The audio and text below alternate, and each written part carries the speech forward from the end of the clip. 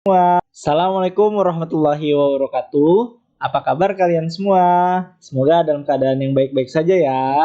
Salam belajar dan semangat cerdas. Untuk mendapatkan pembelajaran yang maksimal, mari kita sama-sama ambil posisi duduk yang ternyaman, siapkan catatan, dan jangan lupa cemilan dan kopinya.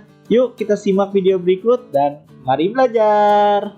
Materi kali ini kita akan membahas tentang potensi diri remaja. Nah, untuk membahas potensi diri remaja, yang pertama kita akan membahas tentang pengertian potensi diri remaja terlebih dahulu. Ada banyak sekali pakar yang mencoba mendeskripsikan arti kata potensi.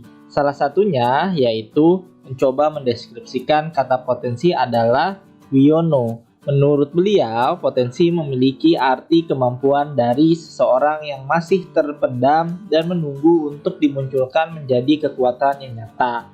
Dari pendapat Yono tersebut, potensi dapat diartikan sebagai kemampuan yang masih terpendam dan siap untuk diwujudkan dan dapat dimanfaatkan dalam kehidupan manusia itu sendiri.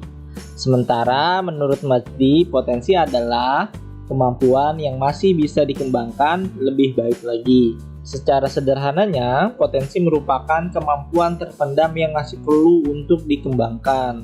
Nah, potensi diri merupakan kemampuan kekuatan baik yang belum terwujud maupun yang telah terwujud, yang dimiliki oleh seseorang tetapi belum sepenuhnya terlihat atau dipergunakan secara maksimal.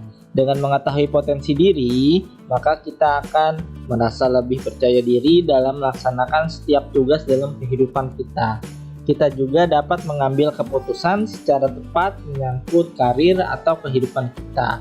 Selain itu, secara psikis pribadi, kita juga akan merasa nyaman sebab kita mengerjakan sesuatu sesuai dengan potensi yang kita miliki. Tentunya ini akan berpengaruh dalam banyak hal dalam hidup kita.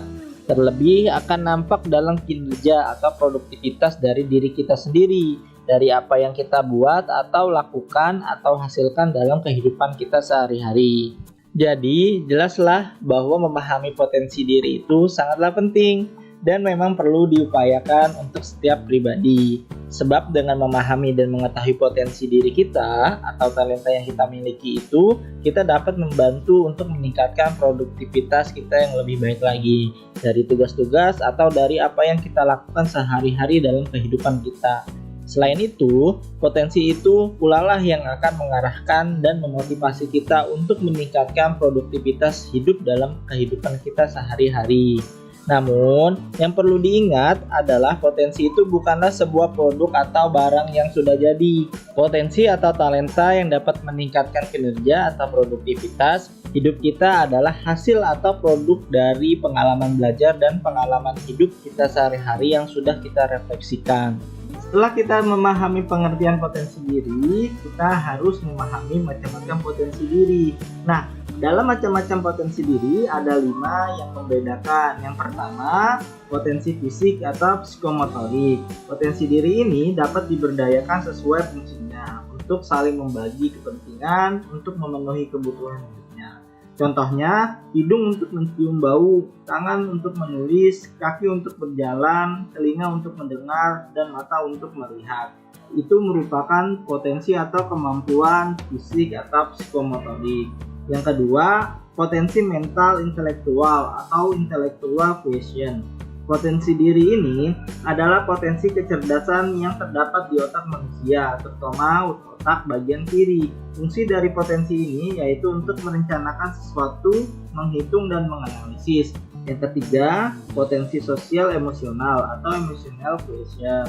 Potensi diri ini sama dengan potensi mental intelektual, tetapi potensi ini terdapat di otak manusia bagian kanan. Fungsinya yaitu untuk bertanggung jawab, mengendalikan amarah, motivasi, dan kesadaran diri.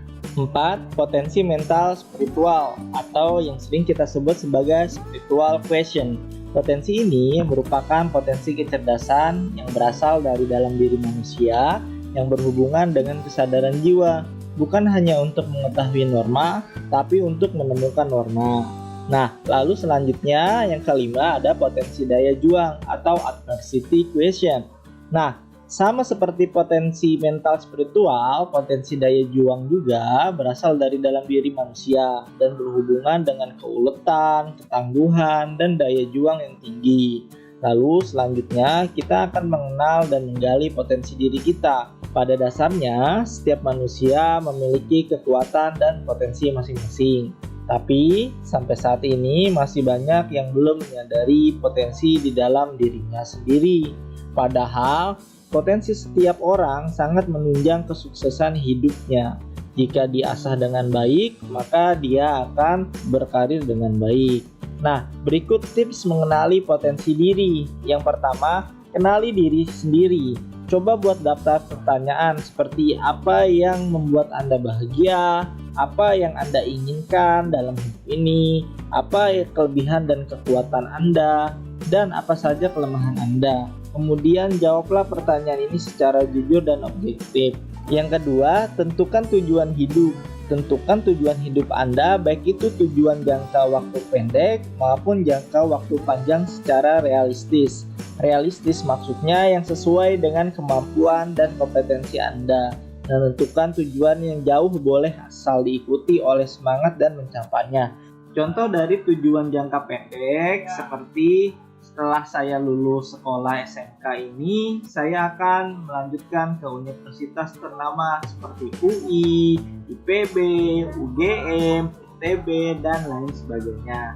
Dan contoh dari tujuan jangka panjang seperti ketika saya baru umur 28 tahun, saya ingin memiliki rumah yang mewah dan luas. Lalu selanjutnya, yang ketiga adalah kenali motivasi hidup. Setiap manusia memiliki motivasi tersendiri untuk mencapai tujuan hidupnya.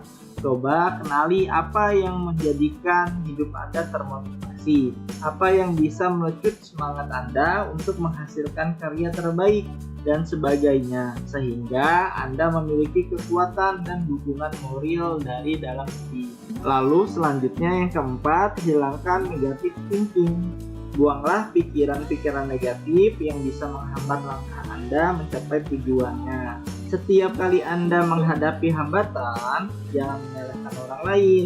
Lebih baik coba evaluasi kembali langkah Anda. Mungkin ada sesuatu yang perlu diperbaiki.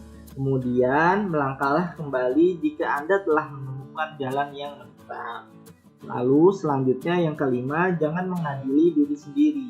Jika terjadi sesuatu yang tidak diinginkan dalam mencapai tujuan Anda, jangan menyesali dan mengadili diri sendiri terlalu berlarut-larut. Contohnya, aduh saya salah, aduh semua ini salah diri saya, dan lain sebagainya.